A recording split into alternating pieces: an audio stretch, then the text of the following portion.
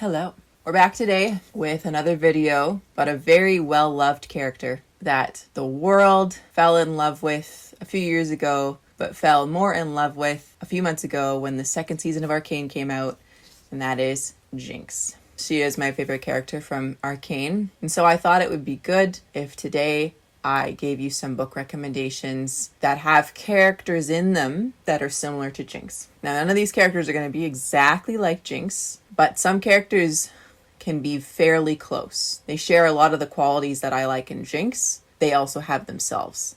So some of the same reasons I like Jinx are some of the same reasons I like the characters I'm going to recommend to you today. There'll be a spoiler warning only for Jinx herself. I'm going to assume that all of you have watched both seasons of Arcane. If you are here, and you all know Jinx very well. So when I mention some of the scenes she was in and some of the things that happened to her, you won't be surprised. But when I recommend the books, I am going to try to keep those spoiler free and just tell you just enough about the characters to get you interested and hopefully give you some books to put on your TBR. So if you're a character-driven reader like me, it is my hope that by me telling you about great characters, you already know you love Jinx. So if I can tell you some great characters that are similar to her, that'll make you pick up these books and be more likely to enjoy it because you're also a character-driven reader. So the first thing I like about Jinx is, I guess I'll call it her aesthetic.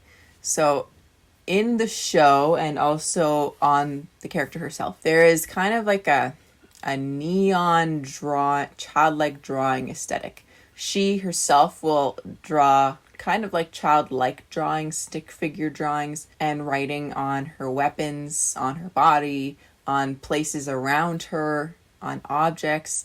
She also, whenever her thoughts are being communicated on screen in Arcane, often they are in the form of her neon drawings flashing across the screen in front of her. So whether or not Jinx even exists in the scene itself, if those neon drawings and writing is anywhere in the scene, on any object, her presence is felt whether or not she's there. It says a lot about the impact and power this character has in the story. My most recent example would be when Jinx is fighting her sister Vi in season 2. Jinx basically sets up the venue because they're fighting on her territory ahead of time. As they were fighting, you will see Jinx's drawings in the background and also on her weapons and traps as they go off. So it's literally not only communicating Jinx's power by Jinx being there, but on the venue and the objects themselves. Like, her power is seen literally all over the place, which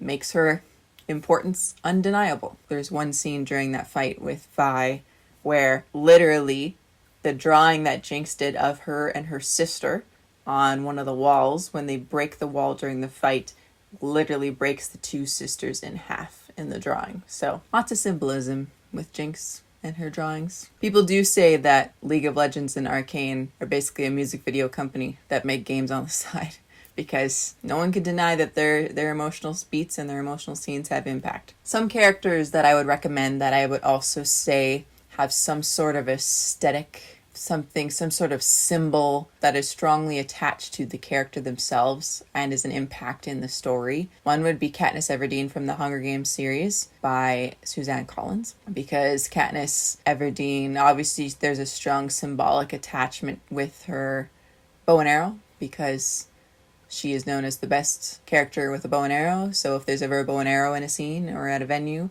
everyone automatically thinks of Katniss Everdeen. Also, her Mockingjay pin also is a symbol of her and her district, but also a symbol of freedom, which is used by many by the end of the series. I would say that's a very impactful symbol in that book and to that character and what she stands for. I would also recommend The Darkling from Shadow and Bone by Leigh Bardugo, but also Alina Starkov, who is also from that series, because they each have their own unique powers that really only they have. So if anybody sees their powers at work anywhere, whether or not they're even there, everyone automatically thinks of those two characters. Like the Darkling, obviously, his power is to control the dark and the shadow. If anybody sees his shadows in a scene, whether or not he's there, they think of the Darkling. I'd also suggest Bree Matthews from the Legendborn series by Tracy Deonn, because she has a unique combination of powers that make people think of her. But not only does it make them think of her, it makes them think of her ancestry, her connections to her ancestors on both sides. So it's a strong communicator not only of who she is, but where she came from. And then the last one I recommend is Avatar Kyoshi from the Rise of Kyoshi duology by F.C. Yee. Avatar Kyoshi has 2 fans as her weapons. She uses them to funnel her powers so that she can control how much power she throws at people through her bending. The fans are always a very distinct communicator of which avatar we're talking about and what she can do. Also, lots of people like Jinx because of her unhinged, chaotic presence. She's very hard to predict, and that kept me very interested at all times. I think the final episode of season 1 is a very good representation of her very unhinged, chaotic nature, because literally in that table scene when she has Vi tied up and Silco's also there, we experience her pull between who she considers family, who she wants to be loyal to, which side is she going to choose. We also see her trauma coming at play, so she has to battle with her own unhinged voices in her head telling her to do stuff she doesn't necessarily want to do. We see the emotional connection she has with Vi, where she doesn't want to hurt her sister, she doesn't want to betray her sister, she still loves her, but at the same time, we see that she does have a loyalty and a care for Silco, who raised her, and she goes back and forth between doing different chaotic / violent things just in that scene that we never know which side she's on. We never know where she stands until the very, very, very end. And even then, she takes a step onto Vi's side and then also takes a very big step back onto Silco's side in the end when she shoots the weapon at the headquarters of Piltover and kills a lot of people. Basically, I can never peg Jinx's intentions down. I never knew what she was going to do, so it was always kept me highly invested in her character and the plot. So a character that I would recommend that also shares this unhinged, chaotic quality that makes them hard to predict would be Joanna from the Hunger Games series. She's mainly only a character in the 2nd and 3rd book, but her presence is undeniable. She is known as having the tendency to be quite violent, but she's also known as having the ability to put on a meek, innocent performance if she needs to, just so that she could backstab you later when your guard is down. She was often an asset in many scenes in unforeseen ways. You never knew how she would be an asset to the team until she did something. And then you were like, oh, didn't see that coming, but that's good.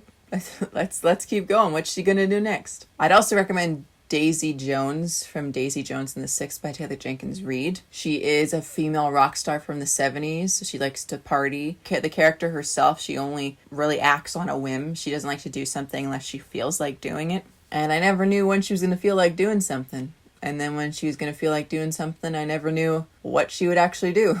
She was a character that was hard to predict and always kept me reading. Perhaps the biggest reason I connect with Jinx is the fact that when she was a child, she made a very huge, untakebackable mistake that ended up killing almost everybody she cared about when she thought she was helping. And then her entire world changed forever. That was a scene I definitely cried in. That was a scene I thought about for months and months and months. The immense loss and the drastic life change she experienced was so many emotions at once. It was sad, it was scary. It's locked in my memory. They always say the most emotional experiences tend to be the strongest memories. That scene is definitely the strongest scene in my memory in that series, in Arcane. I always am so aware of how human I am, and I am somebody that has a tendency to kick myself for years if I make any big mistake, especially if I feel like I really hurt somebody. So I really related to a character that also experienced that, and she found her own ways of coping, mainly by disconnecting from her past self. She disconnected from being Powder and she became Jinx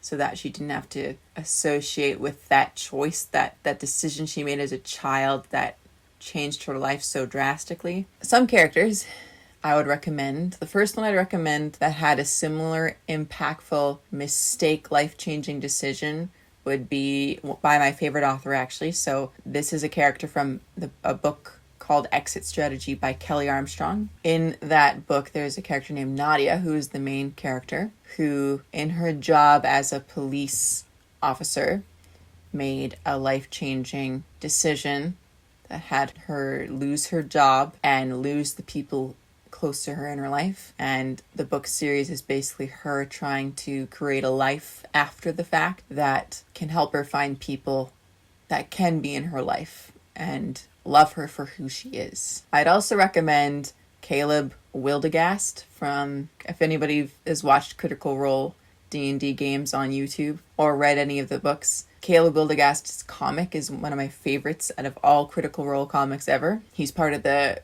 Mighty Nine campaign. He also made a huge mistake that cost him his family and his friends, and he lost both his home life and his professional life all in one day. And then he has to spend the rest of his life trying to pick up the pieces and figure out who he is without those two things and find ways to get justice for that situation.